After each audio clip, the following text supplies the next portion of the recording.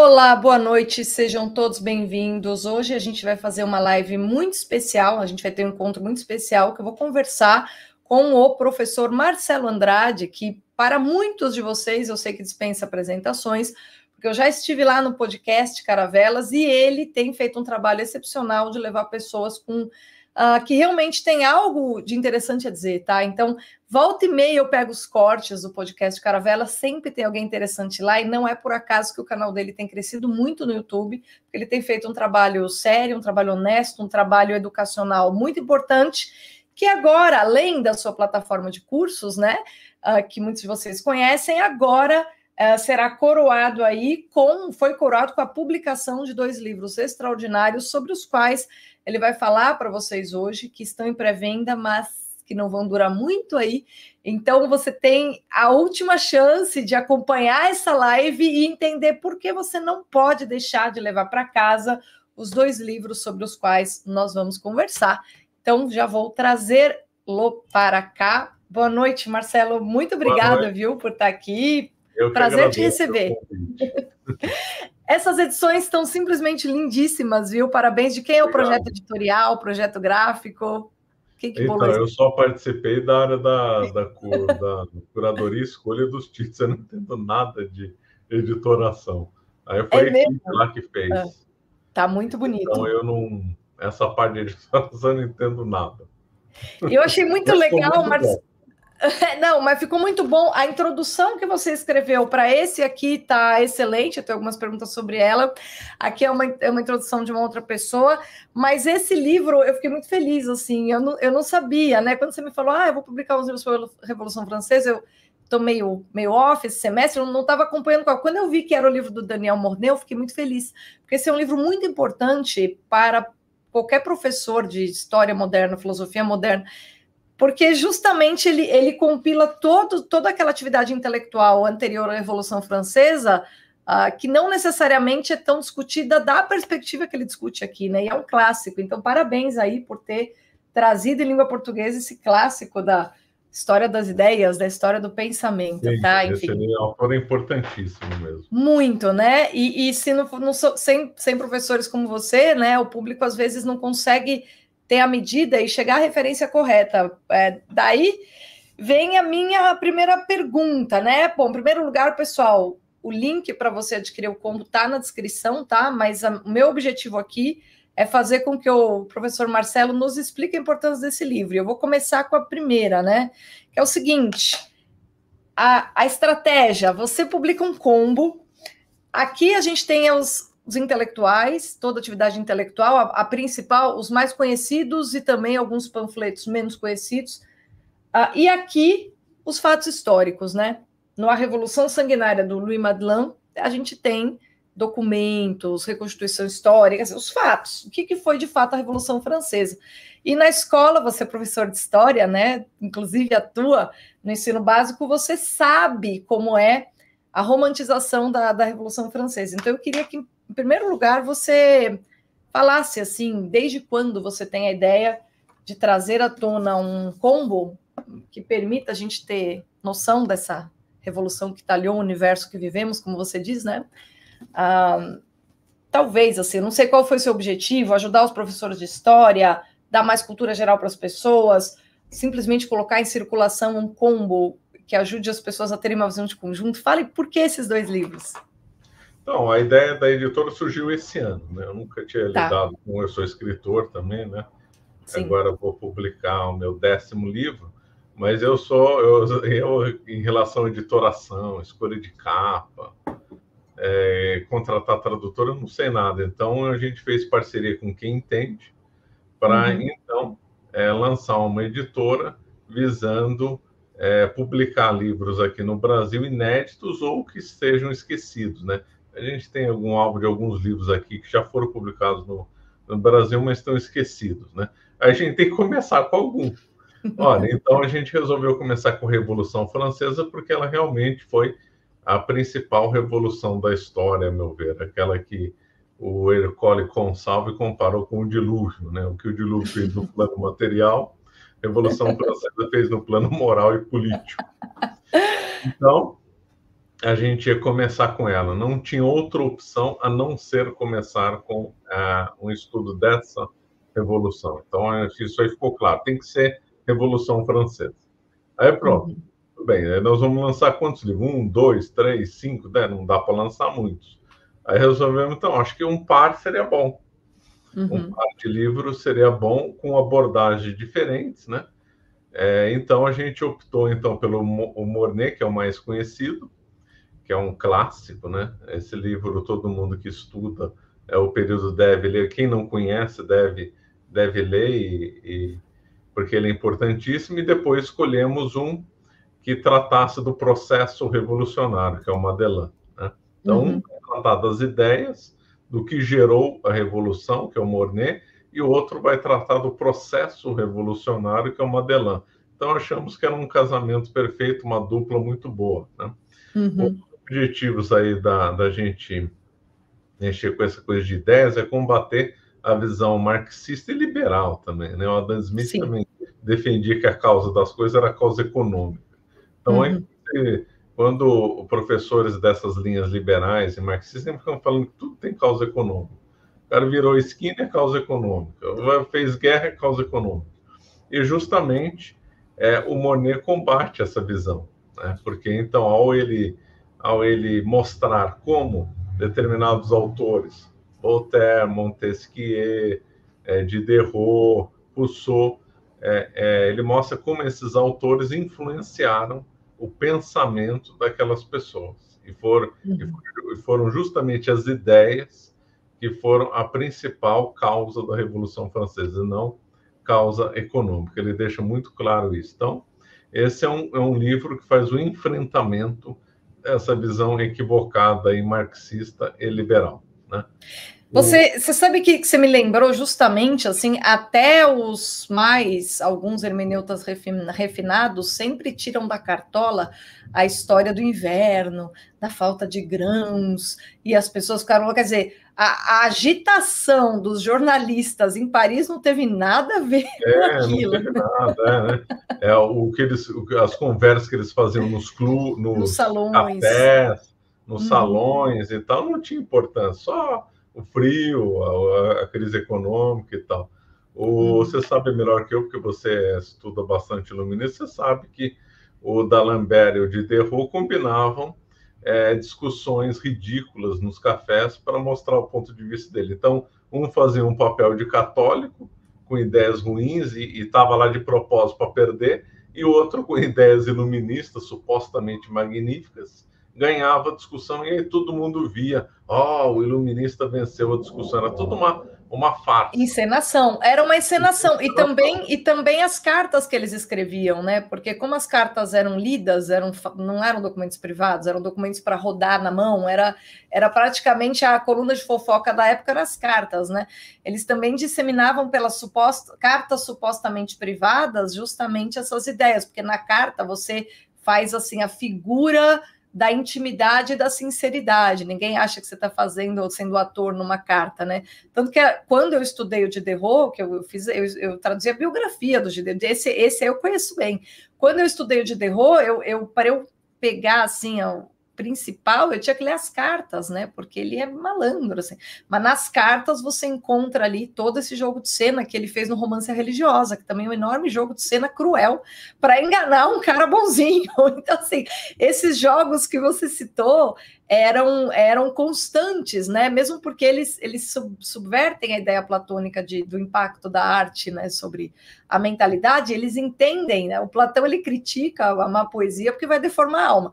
Aí o que eles fazem? Eles querem realmente reformar a alma com aquela literatura iluminista, né? Então, o fato do Mornay colocar o acento nisso aí também, eu acho que é um cuidado filosófico que os marxistas não têm como ter, porque os marxistas eles viram as costas, a metafísica e a relação, e de que forma que a alma é o motor, né, das nossas ações, né?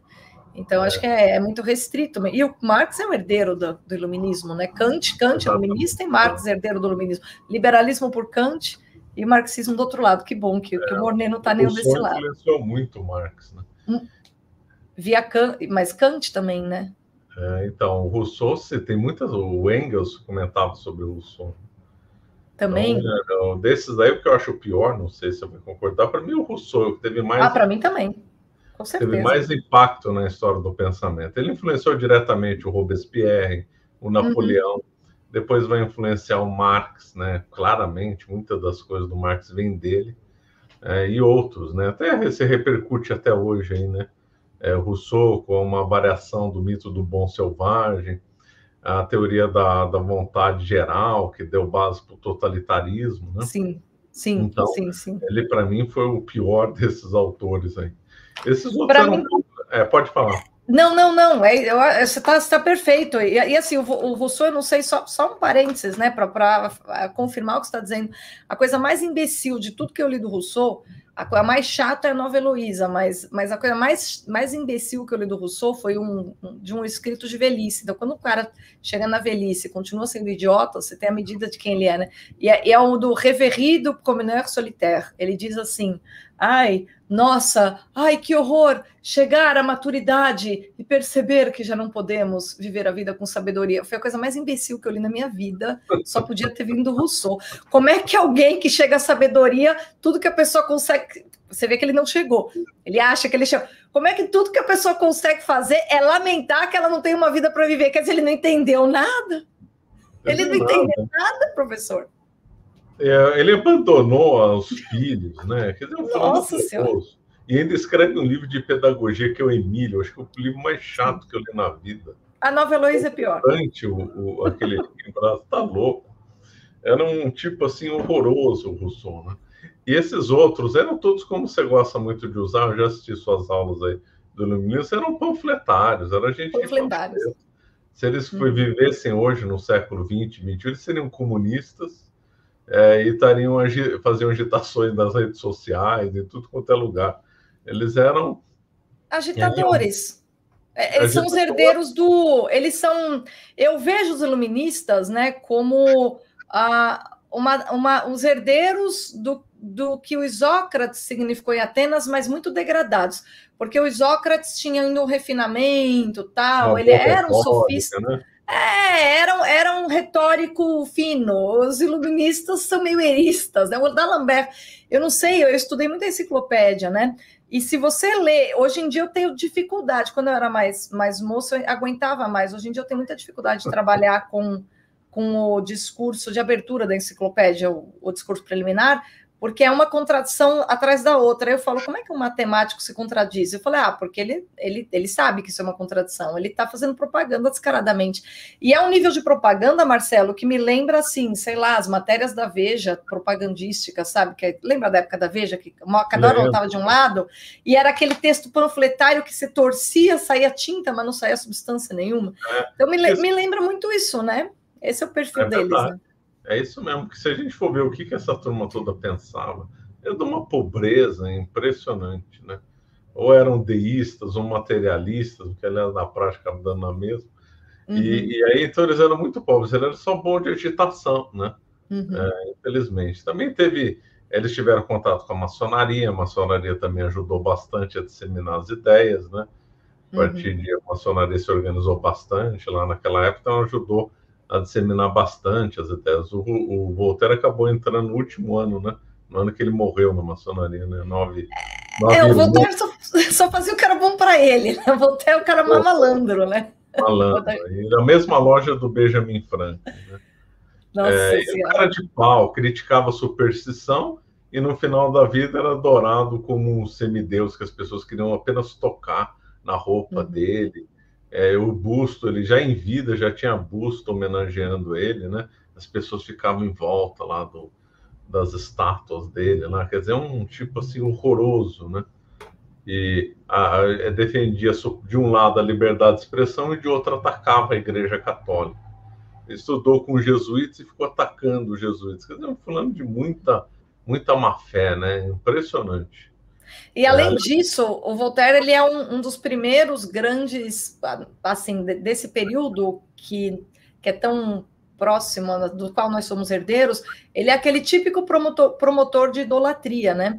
Então, ele promovia um culto à imagem dele, ele realmente promovia esse culto à própria imagem, e daí, promover o culto à própria imagem é promover idolatria. Então, na verdade, o que ele tinha ali era uma atitude pior, assim, do que ser idólatra. Ele promovia o negócio, né? E a estátua dele, velho e decrépito também, até ali você percebe que a vaidade do Voltaire ficou incomodada, né? Então, eu para falar a verdade, acho que, assim, dali, em termos de qualidade, a confusão do Diderot na velhice, eu acho até interessante para a gente ver a confusão a que o iluminismo leva uma alma, porque o Diderot se percebe ali no Sobrinho de Rameau, que é como se ele estivesse diante de um espelho, sem querer confessar que ele tem vergonha do que ele é, mas confessando sem falar.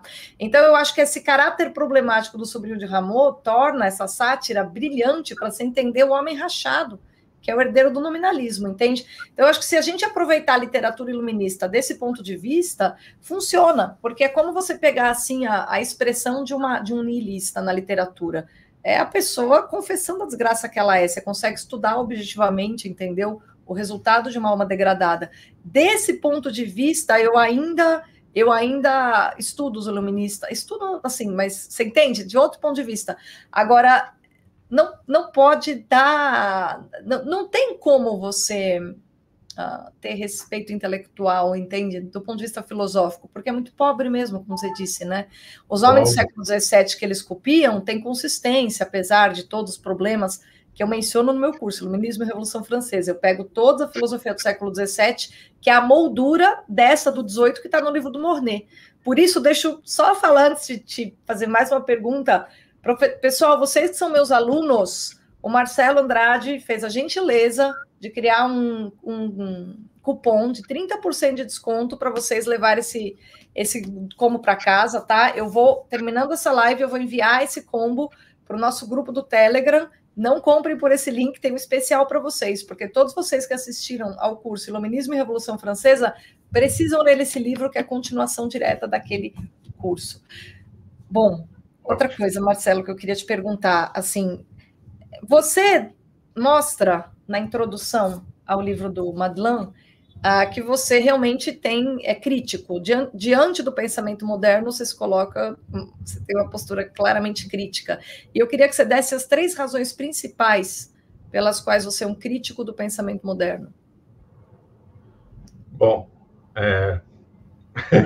nossa, 3 é complicado. Eu sei que você tem 50, eu sei que você tem 50, mas as 3 mais fortes. Se você quiser, com as 3 mais fortes, colocar subitens, fica à vontade. Quando você é bem dessa área, mas eu sou mais ligado à história e ao direito, né? Mas quando se estuda filosofia, a gente vê que depois de São Tomás de Aquino, nós vemos só numa ladeira abaixo, né? Nunca se criou nada de sólido. E dessa daí eu tenho o meu vilão preferido, que é o Ockham. Mas temos algo em comum. Porque o que a gente vê é tudo Ockham requentado. O empirismo é um Ockham requentado. O iluminismo tem muito do Ockham. O Engels comenta do Ockham, né? Dizendo que eles inauguraram, ele e o Duns Scoto inauguraram o materialismo. Então, o próprio Engels se considera um herdeiro do occamismo, né? E dessa visão nominalista, né? Então, o que a gente vê é uma ladeira abaixo. Além desse ramo, eu também gosto muito de estudar coisas ligadas à gnose, principalmente à cabala. E a gente vê muita influência da cabala em vários pensadores, por exemplo, Hegel. Hegel tem uma autora chamada Alexander Magui, que comenta lá das influências esotéricas do Hegel, que realmente é impressionante. Então, ele secou o pensamento de Hegel e colocou lá na causa que o Hegel tem fontes herméticas, fontes da cabala, da astrologia, etc. Né? Como o Renascimento é que trouxe tudo isso para a Europa, né?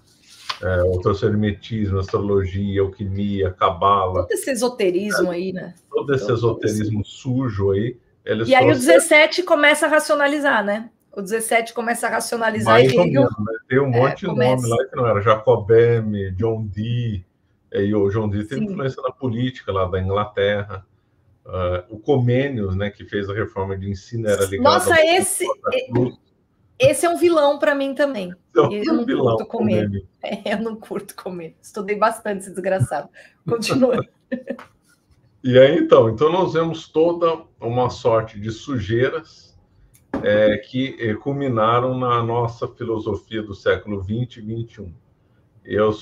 Acho que muito do nosso mundo aqui lógico, é consequência do pensamento filosófico e consequência da ação, né, principalmente da Escola de Frankfurt, né, e suas ramificações e pensadores correlatos como Foucault. Foucault tem muito do pensamento da turma da Escola de Frankfurt, né? Mesmo os que eles chamam outros que tenham se destacado, no fundo, é muito parecido o que eles defendiam. Então, quais principais pontos você falou? O pensamento moderno é antimetafísico, é um combate a Aristóteles, às 4 causas de Aristóteles, principalmente a causa final.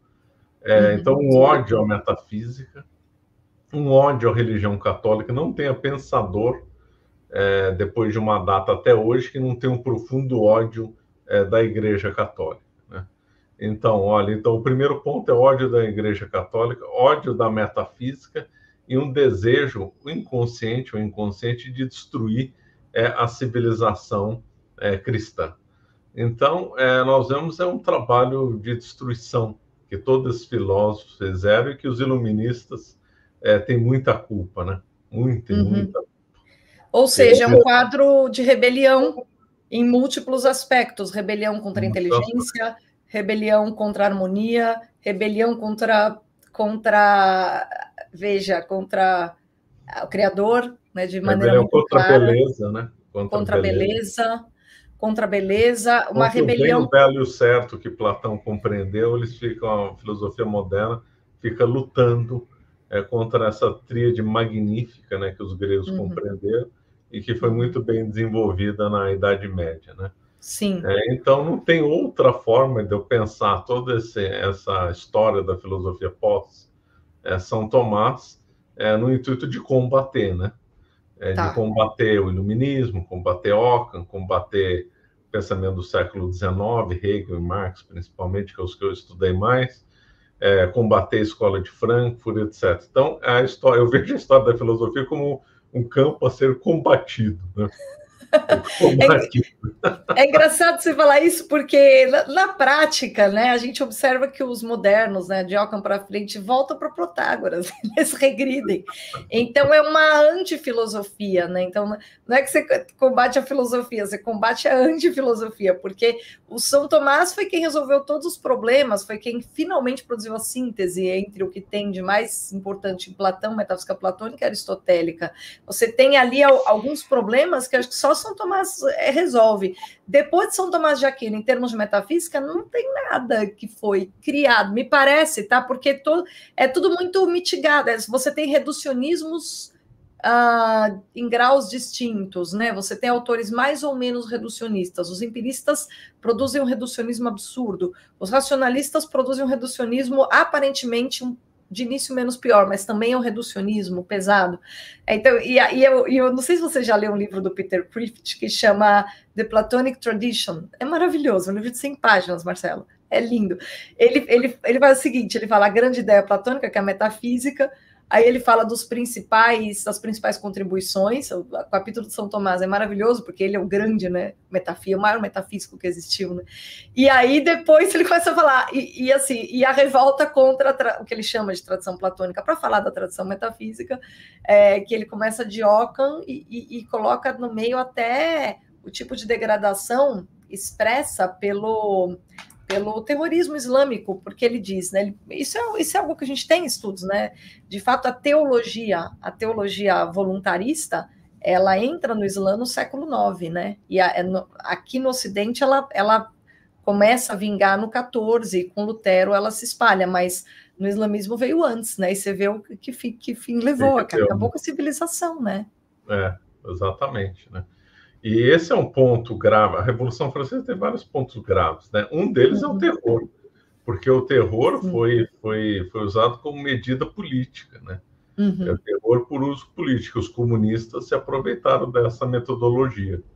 Então, não tenha assim uma revolução sangue comunista que não tenha lá um viés lá do terror jacobino do Robespierre, né? Robespierre que usou esse terror como arma política, né? E os comunistas acabaram dando uma escala nunca antes imaginado na história da humanidade, né? Então, e você, diga. Não, pode falar. Não, é isso que eu queria saber. Quais são os paralelos que você acha que os professores de história deveriam estabelecer entre a Revolução Francesa e os desdobramentos da Revolução Russa? Porque a Revolução Russa tem um caráter burocrático de início e depois o terror vai se instalando, né? Os golpes de Estado desses regimes totalitários tinham uma aparência burocrática, né? No terror do Robespierre era... Bom, até tinha essa tentativa de racionalização, mas eu tenho a impressão, posso estar errada, se me corrige, que no caso do comunismo eles levaram assim, e no nazismo sobretudo, eles levaram a requintes de crueldade, essa racionalização do método que é pura brutalidade. Eu acho que, como é que você acha que os professores deveriam explicar esse paralelo? Assim? Qual a maneira correta de apresentar isso? Então, eu acho que deveria começar com o Renascimento, na realidade, que o Renascimento, toda aquela revolta, introduziu o vírus do igualitarismo em certos campos, né?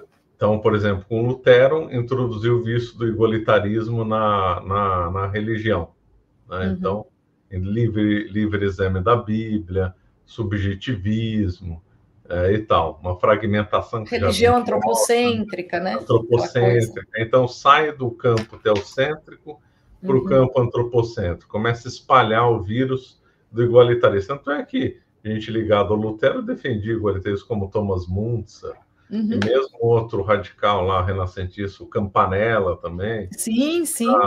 Na Inglaterra, os Levelers também defendiam igualitarismo. Sim, eu estudei bastante a Revolução Inglesa. Uma das minhas próximas perguntas é o paralelo depois com a Revolução dos calvinistas, dos puritanos, né, na verdade, ingleses.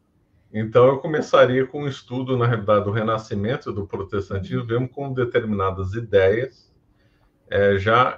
foram causas, né? Lógico, aí a coisa vai sendo requentada, também na Revolução Francesa. Inclusive, o autor, acho que é o Dawson, comenta, né? Ele dá o nome de iluminismo à segunda Revolução Protestante. Muito bom.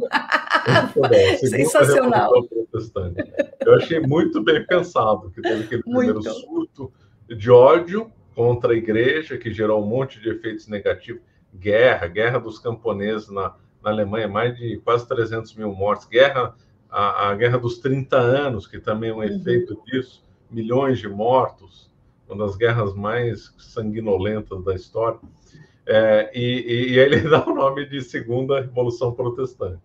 Então, não tem como pensar a Revolução Francesa se não estudar o Renascimento e o protestantismo. Aí, dada a Revolução Francesa, ela avançou em teses subjetivistas de ódio à tradição. Isso é importante. Sim. Ódio à tradição católica. Vai falar, os renascentistas gostavam da tradição. Mas a tradição ligada a Hermes Trismegisto, a tradição da gnóstica e tal, que tudo, a prisca, né, que eles falavam.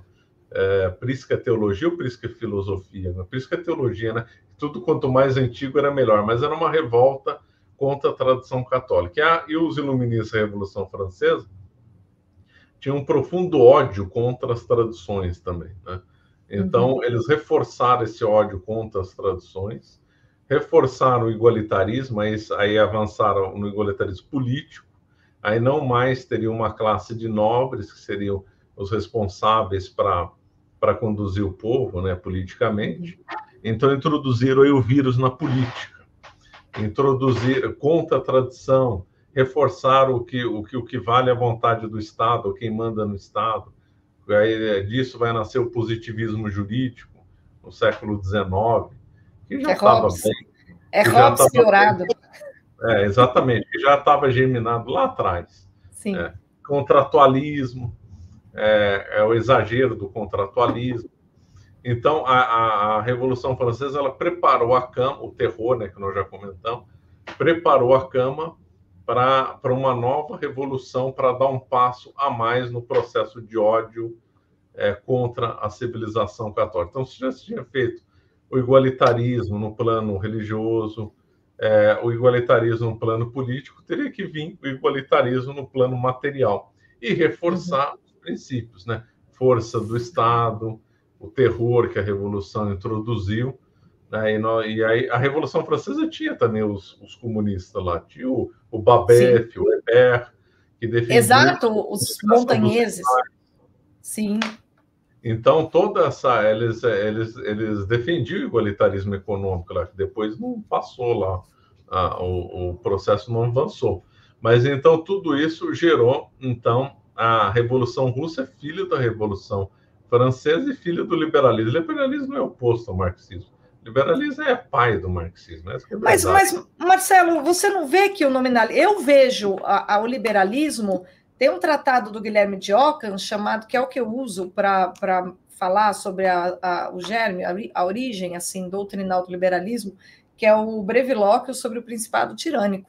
Esse livrinho do Ockham, que é um livrinho celebrado pelas universidades, o Ockham, o Paida, é um livrinho que é muito estudado no Brasil, tá? Porque até é difícil a gente achar Ockham bem traduzidos, eu me viro, entendeu? Para dar minhas aulas, porque o meu curso de moderna vai de Ockham a Kant, o anual de moderna, né? E esse curso que eu fiz, que é o Iluminismo e Revolução Francesa, ele vai da navalha de Ockham à lâmina da guilhotina, né?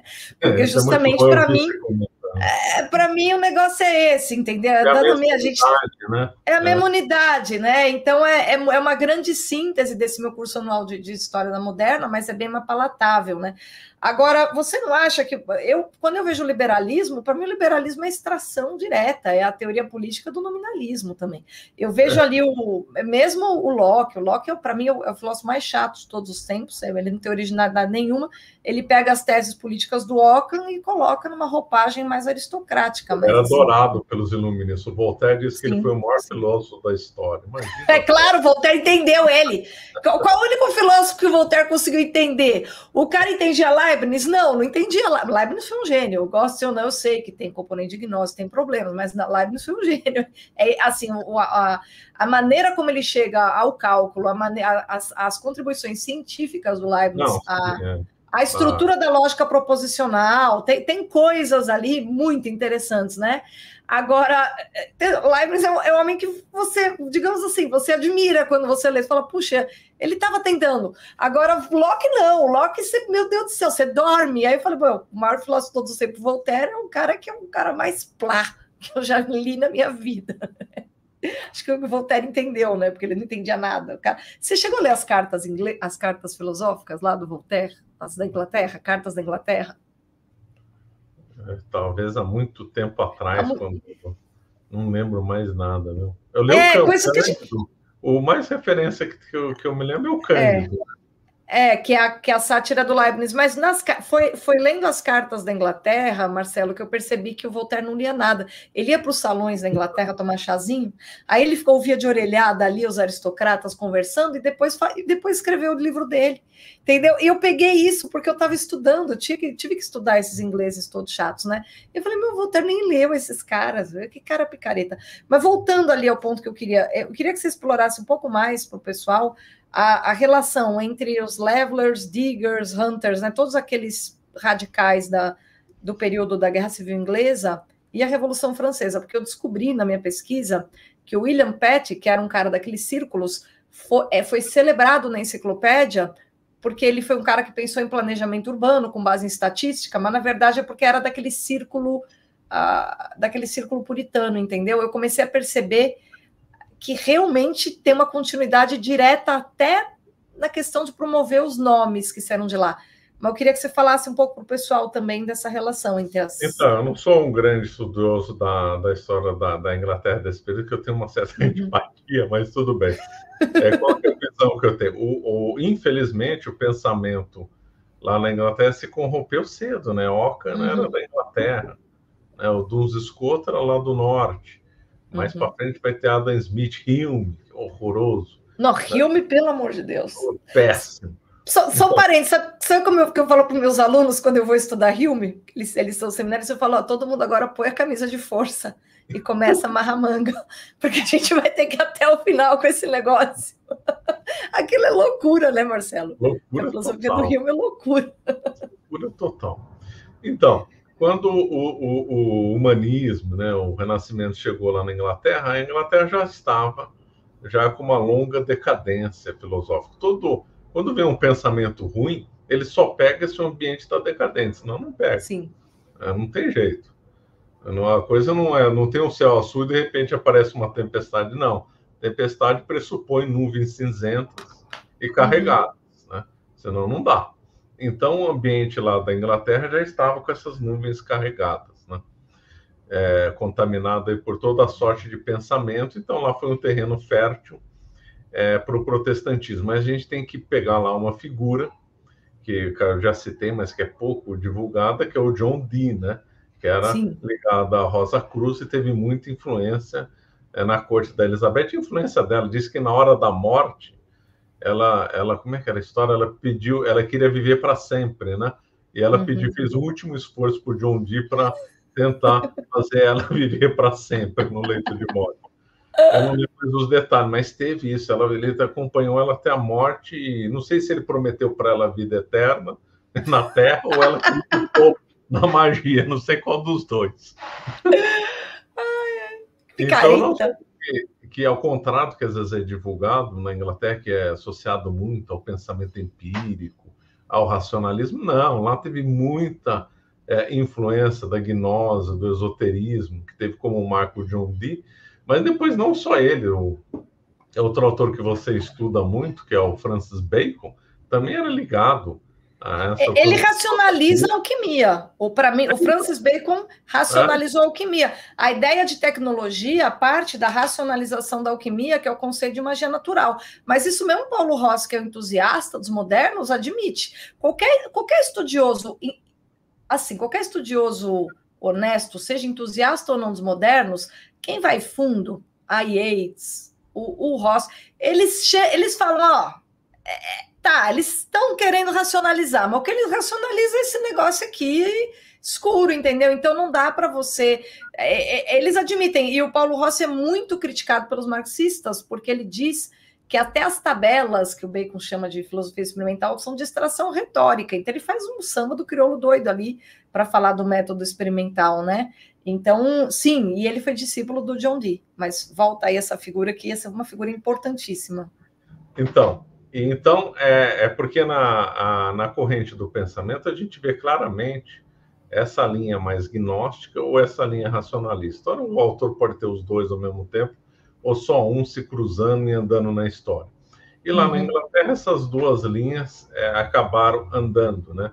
Essa linha mais... O Newton, por exemplo, fez um grande trabalho na física, mas ele era ligado à alquimia, obsessão com calcular o fim do mundo, obsessão com o apocalipse. Né? Milenarista, né? Então, milenarista. Baconiano milenarista. Da Academia de Ciências da Inglaterra era ligado a essas pessoas. Então, o ambiente lá da Inglaterra, com um veio esotérico, um veio gnóstico e um veio racionalista, quando esses dois juntam, dá curto-circuito. Né?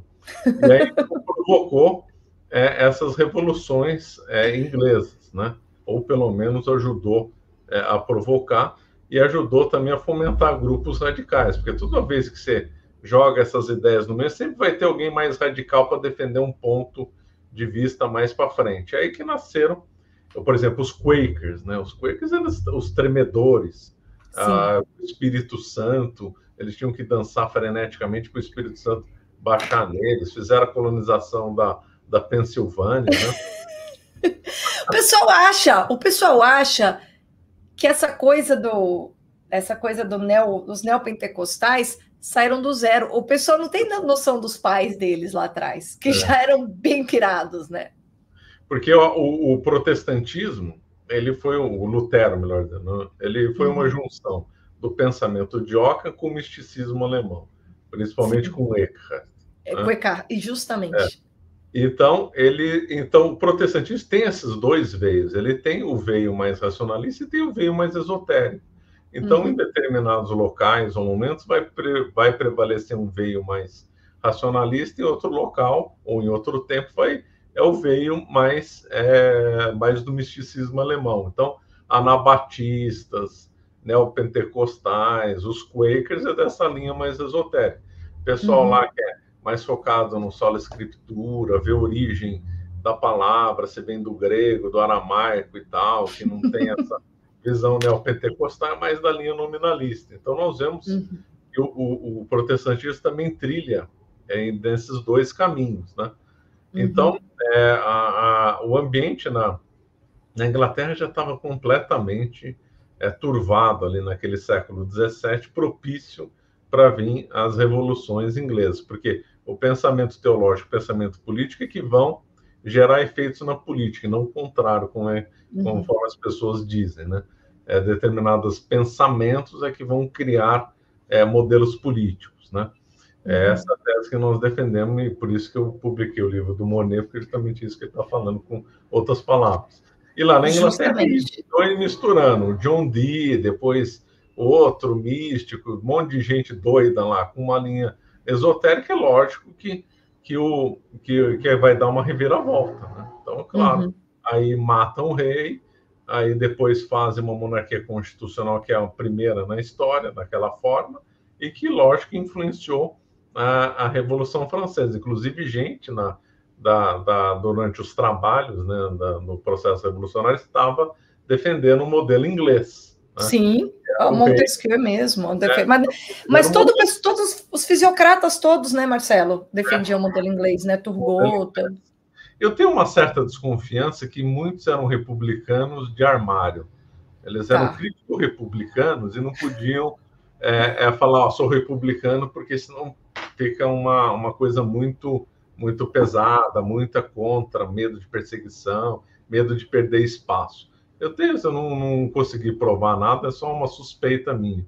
E muitos desses aí que defendiam monarquia constitucional, no fundo, eram cripto-republicanos, né? Bom, mas isso é outra história. Então essas ideias, porque, na verdade, as revoluções inglesas anteciparam em 100 anos a Revolução Francesa, né?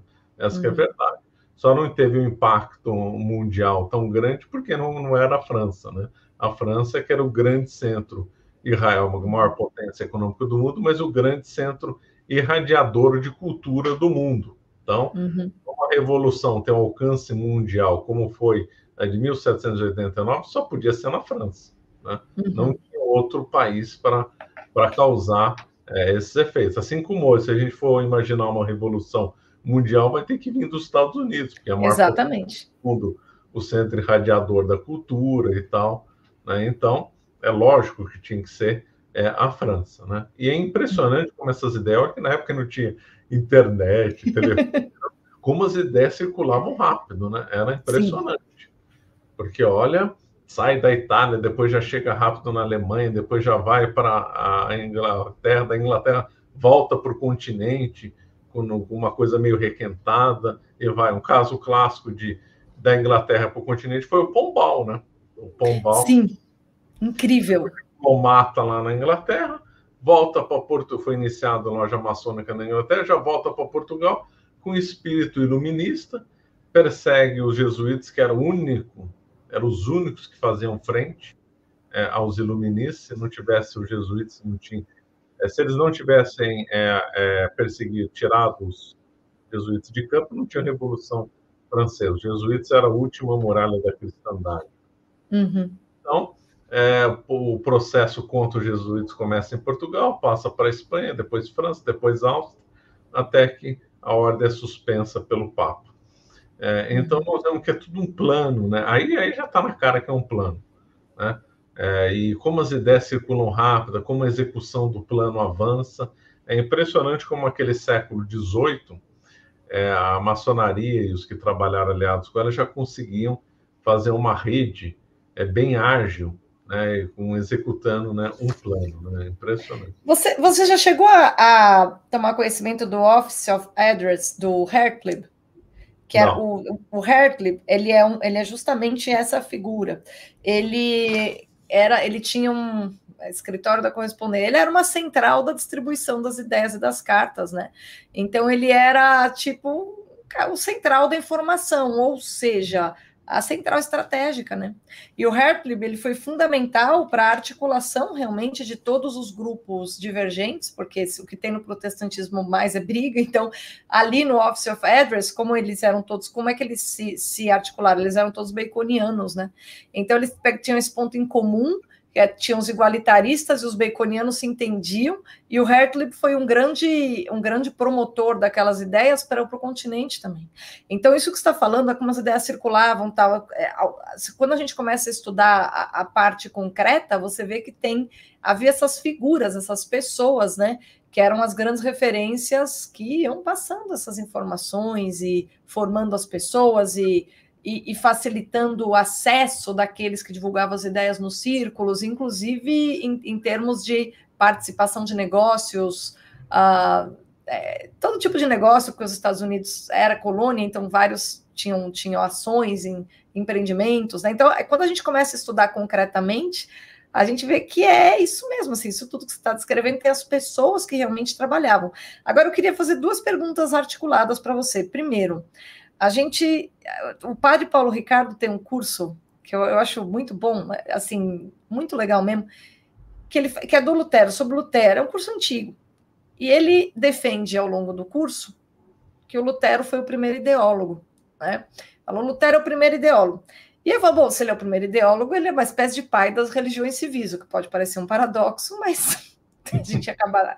Eu vou derivar essa conclusão dessa tese. Essa tese me obriga a dizer que ele acaba sendo um pai das religiões civis, né? E aí você fez a articulação entre a reforma protestante, você falou, a Revolução Francesa é uma segunda reforma protestante, né? E a gente vive na era das religiões civis. Então, eu queria que você amarrasse tudo isso, porque com esses livros aqui, qual a impressão que eu tenho? Que com esse combo que a Caravelas está publicando, você dá a oportunidade das pessoas entenderem um pouco melhor onde é que elas estão, onde é que elas caíram. Assim, as que estão no mar, né? Quem está dentro da arca fica de soslaio olhando, segurando ali dentro. Mas quem está ali nos destroços, entendeu? Pelo menos a pessoa consegue entender o maremoto em que ela está envolvida. Então, eu queria que você articulasse esses pontos. Você concorda com o padre Paulo Ricardo que o Lutero tenha sido o primeiro ideólogo? E você concorda com a minha conclusão, a partir dessa tese, que ele pode ser visto como uma espécie de pai das religiões civis, ou pelo menos promotor do tipo de sentimento atrelado às religiões civis que marcam nossa época? E você acha realmente que a gente ainda... que o nosso laço principal com a Revolução Francesa é essa clima de religiões civis, que eu pelo menos eu vejo por toda parte, pode ser loucura minha, não sei. Não, interessante. Quanto do ideólogo, eu tendo a não concordar, mas aí é outra história.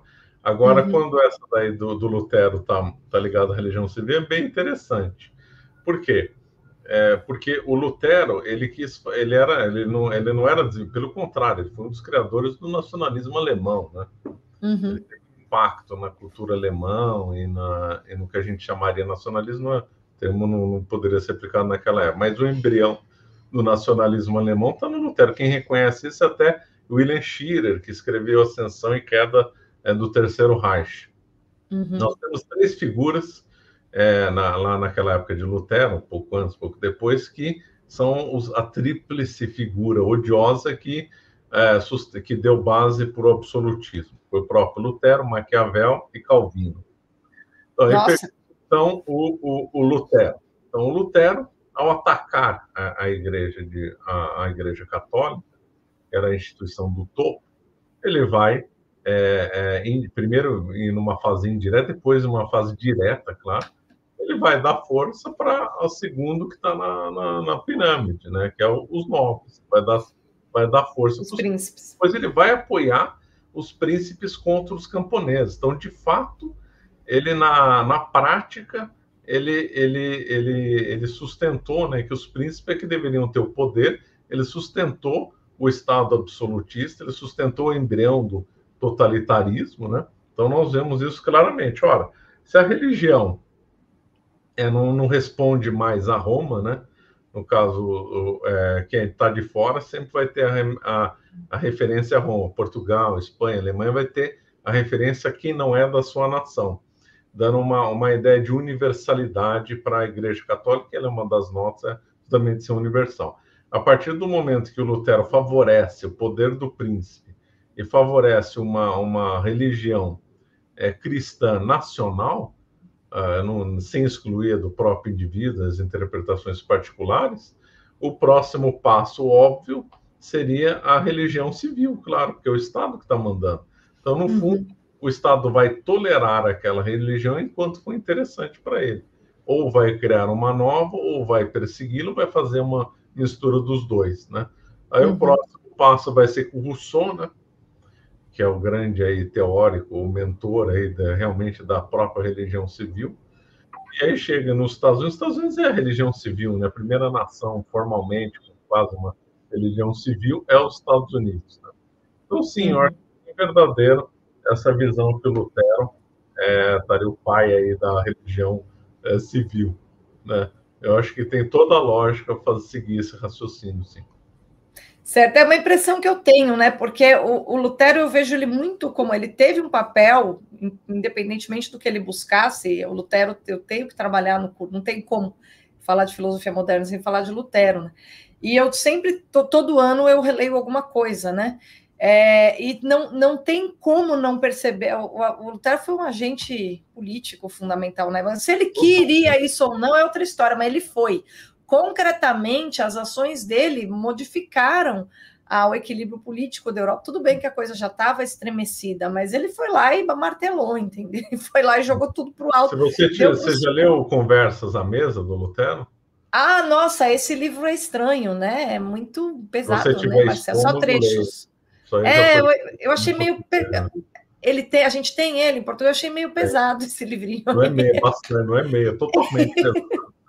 Me faz um pouco mal. Eu tenho um problema, Marcelo, muito grave, que eu tenho um amor muito grande pela excelência, né? E aí quando eu começo a perceber que um autor, eu extraí do autor o que eu poderia para compreender alguma coisa, e aí começa a vir chorume, por isso que Marx e Hegel eu sou fraca dos dois, porque desde o início que eu tentei ler, é só chorume, só via chorume ali, então eu não tive a disciplina necessária que felizmente você teve para poder falar deles para as pessoas, né, de compreendê-los ainda, mesmo sentindo o cheiro, né, muito chorume, e aí eu vou deixando, e Lutero aconteceu isso, né, mas eu tento, eu me esforço, tá, eu preciso conhecê-lo melhor, mas cada vez que eu conheço... Tem enxofre puro, já vou avisando.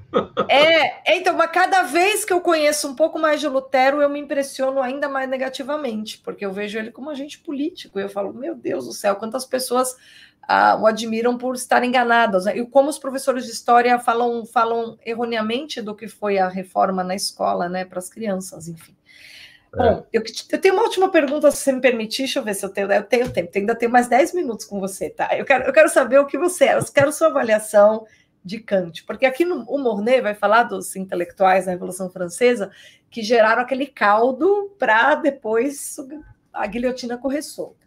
Mas o Kant foi o cara que, antes do terror se instaurar, ele saiu, foi correndo até a estação, quebrou a rotininha dele para aplaudir a Revolução, porque ele tinha o quadrinho do Rousseau na parede, né? E o Kant, ele é uma figura central aí na história do pensamento moderno. E depois, quando vem o terror, ele, ai, puxa vida, nossa, que coisa, como se não fosse uma consequência da própria Revolução o terror, né? Então, eu queria que você fizesse a avaliação de Kant, porque ele é uma figura controversa, né? Ele é uma referência para os liberais, né? Então, eu estudei Kant na faculdade sobre o ângulo do direito, né? Porque sim. O direito tem, pelo menos eu interpreto ele como o direito moderno, com 3 pilares, né? Kant, Hegel e depois aí só da área do direito, né? O Kelsen, né? Não, que é conhecido também. Conhecido, mas é mais conhecido para quem vai estudar só direito. Então, essa tríade aí, Kant, Hegel e Kelsen, né? Que são os pais, essa tríplice aí que foi o pais do direito moderno, do positivismo e tal. Então, quando eu olhei, naquela época, estava estudando na faculdade, já defendia São Tomás e o direito natural, então eu sempre vi o Kant como opositor, como aquele das más ideias, aquele que ajudou a corromper o direito, aquele que tinha uns textos complicados, aí um amigo meu interpretou como sendo complicado de propósito, né? Eu acho bem interessante essa interpretação, porque às vezes você vê, o autor é muito difícil, entendeu? Às vezes as pessoas escrevem para não ser entendido mesmo, como se tivesse que ter uma chave hermética para decifrar. É uma técnica que o Hegel utilizou, né? Muito. O Heidegger e outros, essas chaves herméticas, aí elas são feitas de propósito. Então, O Kant eu sempre olhei com um autor a ser combatido.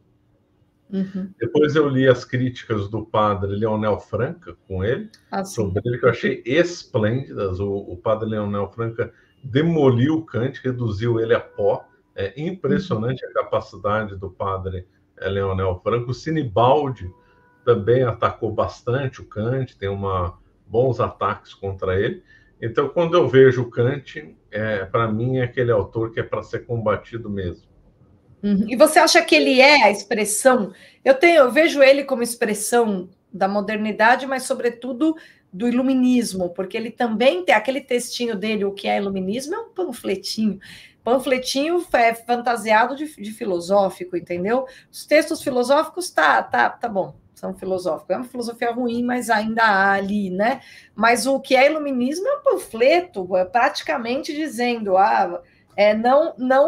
você é autossuficiente, se você for racional, vai firme. Isso. E não peça ajuda e não estenda a mão para Deus, porque isso não é importante. A impressão que eu tenho é essa, entende? Você acha que dá para a gente ver ele como um ícone do que foi a Revolução Francesa? Sim e não. Primeiro porque ele é um autor, embora do erro, muito mais profundo que os outros. Né? Não, sim. O Voltaire, de terror. Estudou com o Wolff, né? O Wolff foi aluno do Leibniz, né? Não tinha como, né? Então, é um autor muito mais profundo. Então, se você vê, o Voltaire se auto-intitulava um filósofo e tal. Então, esse comparar um com o outro fica muito diferente. Tem até alguns estudiosos, agora me fugiu o nome de quem, que colocam o Kant à parte dessa turma por causa do impacto diferente que ele teria causado e pelo modo como ele aborda as coisas, diferente desses outros iluministas, né? Então, em parte sim, em parte não, né? Depende aí do ângulo que a gente olha, né? Do ângulo da profundidade, do que ele acrescentou, do impacto que ele gerou no mundo do direito, ele está meio por fora. Agora, se você for ver que ele próprio, né, relacionado com essa turma, apoiou, se dizia lá o iluminista indiretamente e tal, então ele fazia parte da corrente iluminista. Aí depende muito do ângulo. Mas ele também... Né? Você não acha que ele também exprime bem o nominalismo típico da... Bom, agora você está falando na coisa filosófica. Do ponto de vista... Ele tem um traço gnóstico, né? Por exemplo, também, ele dá de não compreender a realidade. Então, o homem só compreende os fenômenos, né? Aí que ele vai influenciar tudo da fenomenologia, né? Então, aí você só compreende os fenômenos, você não consegue compreender a realidade em si mesmo. Olha, isso é o que a gnose sempre defendeu, que tem um mundo oculto que a gente não tem acesso e que a gente só consegue compreender a aparência, só mudou a frase, só mudou, em vez de usar uma palavra A, ele usou uma palavra B, né? Então eu vejo nessa base aí do pensamento do Kant, o que a gnose sempre defendeu há séculos atrás, de ter essa dualidade, uma realidade oculta, que ele deu um nome diferente que os gnósticos deram, não menos, e a realidade aparente, que ele deu o nome de fenômenos, né? Então, claramente é gnose. Quem estuda gnose fala, esse homem aqui está defendendo a tese clássica da gnose, né? Marcelo, sabe o que eu achei engraçado? Uma das questões de prova que eu já fiz para meus alunos foi justamente o seguinte, explique como o gnosticismo se manifesta em 3 filósofos. Eu acho que na época eu pedi o Descartes, o Spinoza, e eu não lembro se eu pedi o Kant. Mas agora que você me falou, eu tenho que começar a pedir o Kant nessa minha perguntinha de último bimestre. Viu?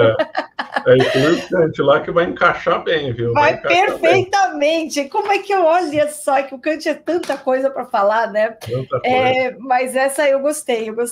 Bom, Marcelo, queria te agradecer muito, né? Agradecer também por você agora ter esse trabalho de editor, né? Porque você tem uma vasta erudição, é importante o seu trabalho de curadoria para que as pessoas tenham acesso a conseguir ampliar as perspectivas a respeito dos assuntos mais importantes. Tá aqui, pessoal, esse é o combo, tá? Não tem muito, né? Tá vendendo rápido esse negócio, né? Quantos combos a gente tem ainda? Daqui a pouco acaba. Tá acabando rápido, tá, pessoal? Mas a gente não tá falando isso naqueles negócios de marketing de emergencial, não é isso mesmo, porque é o seguinte, isso aqui você fez tiragem limitada? Como é que é o Fizemos, o processo? Tiragem limitada. Fez tiragem limitada. Nós vamos reavaliar para tentar trazer mais, mas por enquanto é o que tem esse, né? Tá. Então é isso, pessoal, porque é complicado, é um projeto editorial muito bem feito, muito legal, assim, a letra, eu achei legal o tamanho da fonte, né? E amo, esse do Mornay é um livro que todo mundo algum dia na vida vai ter que ler, tá? Ele é muito importante, vocês que gostam dos meus vídeos vão adorar, porque isso aqui é um livro de história das ideias, né? História das ideias é o campo que eu mais adoro, é o que mais me influenciou, e vocês gostam do tipo de vídeo que eu faço? Isso aqui é 500 mil vezes melhor, tá? Fiquem tranquilos. Mas aqui vocês vão gostar desse estilo, porque ele tem uma capacidade de articular os cenários concretos e espirituais diante de vocês, tá? Isso que os historiadores das ideias fazem. Então, são muito legais. O como está na descrição. Eu queria recomendar muito também a plataforma de cursos do professor Marcelo Andrade. Obrigado. Até o João Eigen, que é colunista da Esmeril, eu adoro o João Eigen, sou muito fã dele, acho ele é fantástico. Ele é um dos professores da plataforma, mas os cursos do professor Marcelo Andrade de História podem ajudar você, professor de História, a se tornar um professor melhor, tá? O trabalho que ele faz é um trabalho de formação de professores também, não é só para o público em geral, é um trabalho de formação de professores, né, Marcelo? Eu acho, assim. Sim, professor de História meio deficiente, claro, mas podem aproveitar, né? Eu agradeço aí muito o seu convite e dou parabéns aí pelo seu conteúdo também. Aquelas suas aulas que você fez no Minismo, inclusive uma pessoa te entrevistando, é meu xará, né, Marcelo, né? Você fez uma conversa, assim, mais ou menos como nós estamos tendo agora. Gostei muito do conteúdo que você fala sobre o iluminismo. Está de parabéns. Também gostei muito do conteúdo do Francis Bacon, que você comentou muito bem, do Nova Atlântida. É impressionante aquele trabalho dele. Esse é um trabalho que todo mundo deveria ler, do Francis Bacon. Muita coisa da modernidade está lá, é impressionante. Ele é o autor do Projeto Moderno, ele é o arquiteto do Projeto Moderno. Agora, Marcelo, eu vou traduzir um dos textos do Bacon que nunca foram traduzidos para o português, que é um texto que ele mistura, já tem aquele sabor milenarista que a gente vai ver na revolta dos protestantes, lá dos puritanos todos, tem aquele sabor e tem o Projeto Moderno desenhado, que é um dos primeiros que ele escreveu, antes da Instauratio Magna, antes do Novo Órgão. A gente só tem esse texto em latim, e aí quando eu estudei o Francis Bacon no mestrado, eu estava boa no latim, então eu li ele em latim e ficou, né? Que esse latim científico, graças a Deus, eu não esqueci. Né, mas você sabe que o meu maior aproveitamento de ter estudado latim por causa de um autor que escreveu nesse latim do 17, foi que hoje eu acompanho o São Tomás na Suma. E quando a gente vê o São Tomás no latim, é muito mais claro, porque a tradução da Loyola tem uns... eu adoro por causa do aparato crítico e por causa do texto latino, mas o São Tomás em latim é de uma clareza tão impecável que eu não me sinto culpada por não gostar de Hegel e Heidegger. Quero que se dane, gosto de filósofo claro mesmo, não gosto de filósofo obscuro, acho que o cara que tem caridade com o próximo vai tentar ser o mais claro possível, e o Santo aí é um exemplo disso, né?